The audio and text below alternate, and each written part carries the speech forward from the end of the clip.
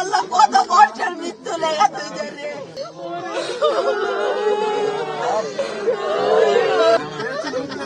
বাড়ির মধ্যে লেলে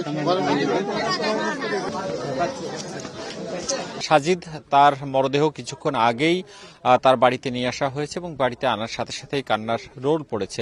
fire service কর্মীরা এখনো তার বাড়িতে অবস্থান করছে, পুলিশ সদস্যরা রয়েছে এবং উৎসুক মানুষ যারা তারা তার বাড়িতে ভিড় করেছেন। এর আগে 9টা 5 মিনিটে সাজিদকে গর্ত থেকে উদ্ধার করে ফায়ার সার্ভিসের কর্মীরা। এরপর একটি অ্যাম্বুলেন্সে করে তাকে তানোর উপজেলা স্বাস্থ্য কমপ্লেক্সে নেওয়া হয় এবং সেখানকার চিকিৎসকরা তাকে মৃত ঘোষণা করেন।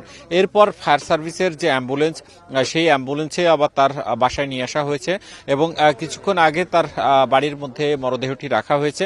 তার পরিবার সূত্রে আমরা জানতে পেরেছি যে আগামীকাল সকাল 10টার সময় তার দাফন সম্পন্ন হবে এবং তাদের যে স্থানীয় গ্রামের গোরস্থান রয়েছে সেখানেই আসলে তার দাফন করা হবে। আমরা তার স্বজনদের সাথে কথা বলেছিলাম, তার স্বজনরা যেটি বলছেন, মানুষের হাত মুখ সব আল্লাহর হাতে। এখন ফায়ার সার্ভিসেরা চেষ্টা করছে প্রাণপণ দিয়ে, আমরাও যতটুকু সহযোগিতা করার এলাকাবাসীরা আমাদের সাধ্যমতো চেষ্টা করছে, ফায়ার সার্ভিসরা চেষ্টা করছে, গণমাধ্যম কর্মীরাও চেষ্টা করছে অনেক। আমরা দেখলাম তো এখানে আমরা আসলে মর্মাহত একটা ঘটনা। আমরা যদিও শিশুটিকে উদ্ধার করতে পারছি, তবে জীবিত না, মৃত।